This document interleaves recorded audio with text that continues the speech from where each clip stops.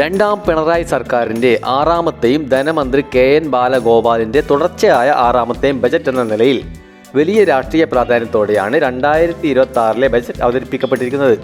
മുഖ്യമന്ത്രി പിണറായി വിജയൻ്റെ ഭരണകാലത്തെ 12ാമത്തെ ബജറ്റ് എന്ന സവിശേഷതയും ഇതിനുണ്ട്. വരാനിരിക്കുന്ന തെരഞ്ഞെടുപ്പിനെ നേരിടാനുള്ള രാഷ്ട്രീയ തന്ത്രങ്ങൾ മെനയുന്ന ഒരു സർക്കാർ വോട്ടർമാരെ സ്വാധീനിക്കാൻ ലക്ഷ്യമിട്ടുള്ള പ്രഖ്യാപനങ്ങളാണ് ഇതിൽ ഉൾപ്പെടുത്തിയിരിക്കുന്നത്. എന്നാൽ ഖജനാവിൻ്റെ നിലവിലെ ശൂന്യമായ അവസ്ഥയും ബജറ്റിൻ്റെ മോഹന വാഗ്ദാനങ്ങളും തമ്മിലുള്ള വൈരുദ്ധ്യം ഒരു സാമ്പത്തിക വിശകലനത്തിൽ അവഗണിക്കാനാവില്ല. 5 നയാ പൈസ ഖജനാവിലില്ലാത്ത ഒരു ഘട്ടത്തിൽ വരുമാന സ്രോതസ്സുകളെക്കുറിച്ച് വ്യക്തമായ രൂപരേഖയില്ലാതെ പ്രഖ്യാപിക്കപ്പെട്ട ഈ ബജറ്റ് സാമ്പത്തിക യാഥാർത്ഥ്യങ്ങളിൽ നിന്ന് എത്രത്തോളം അകലെയാണെന്ന് പരിശോധിക്കേണ്ടതുണ്ട്.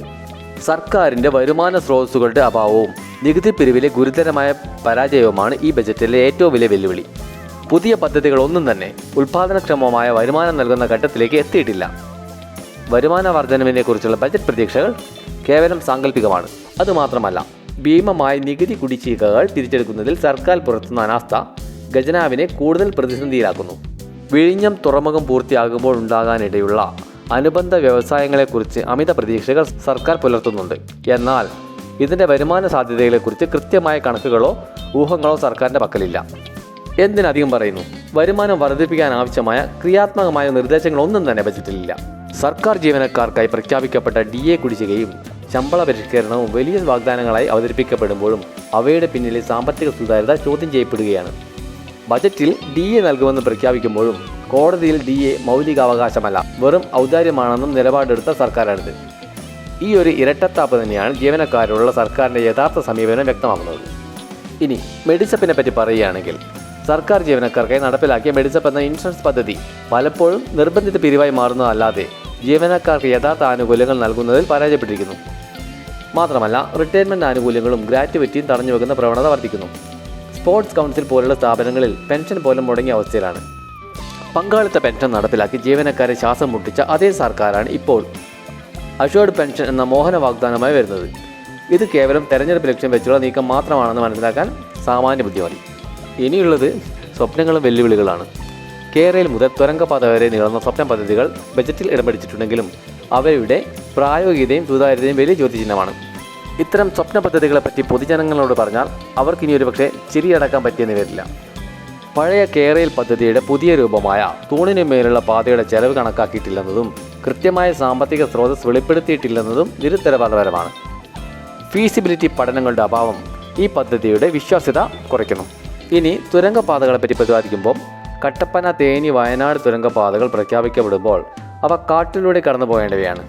എന്നാൽ ഇത് കേന്ദ്ര പരിസ്ഥിതി മന്ത്രാലയത്തിന് അനുമതി ആവശ്യമാണെന്ന വസ്തുതയും അതിലെ അനിശ്ചിതത്വവും സർക്കാർ മറച്ചുവെക്കുന്നു. ഇനി മെട്രോ റെയിൽ വികസനം, അതായത് തിരുവനന്തപുരം കോഴിക്കോട് മെട്രോകൾ വിമാനത്താവളവുമായി ബന്ധിപ്പിക്കുമെന്ന് പ്രഖ്യാപിക്കുമ്പോഴും ഇവയുടെ ലാഭത്തെക്കുറിച്ചോ ഫണ്ടിങ്ങിനെക്കുറിച്ചോ യാതൊരു രൂപരേഖയില്ല.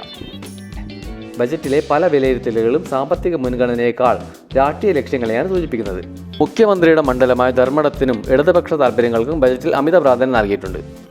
ഇനി പദ്ധതിയും അതിലെ തുകയും നോക്കിയാൽ, ലൈഫ് പദ്ധതി 1498 കോടി, വനം വന്യജീവി സംരക്ഷണത്തിനായി 288 കോടി, അങ്കണവാടി മുട്ടയും പാലും 80 കോടി, ന്യൂനപക്ഷ ക്ഷേമം 99 കോടി, അയ്യങ്കാളി തൊഴിലുറപ്പ് പദ്ധതി 200 കോടി, ലോക കേരള സഭ 7.33 കോടി, ധർമ്മടം റെയിൽവേ സ്റ്റേഷൻ 5 കോടി, AKG മ്യൂസിയം 4.5 കോടി, ആഗോള കേരള സാംസ്കാരികോത്സവം 1 കോടി, മേധി മെമ്മോറിയൽ 1.5 കോടി, ബ്രണ്ണൻ കോളേജ് വികസനം 2 കോടി, അതായത് മുഖ്യമന്ത്രി പഠിച്ച കോളേജിന് പ്രത്യേക പരിഗണന, യുവജന ക്യാമ്പുകൾ, അതിൽ തുക നിശ്ചയിച്ചിട്ടില്ല.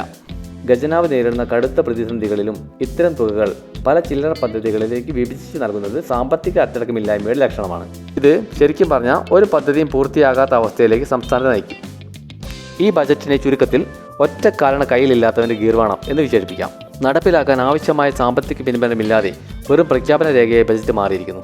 വരുമാന വർധനവിനോ കടബാധ്യതകൾ കുറയ്ക്കാനോ ഉള്ള വ്യക്തമായ കാഴ്ചപ്പാടില്ലാതെ കേവലം തെരഞ്ഞെടുപ്പ് കണ്ണുവെച്ചുള്ള വാഗ്ദാനങ്ങൾ കേരളത്തിൻ്റെ സാമ്പത്തിക ഭദ്രതയെ കൂടുതൽ അപകടത്തിലാക്കും.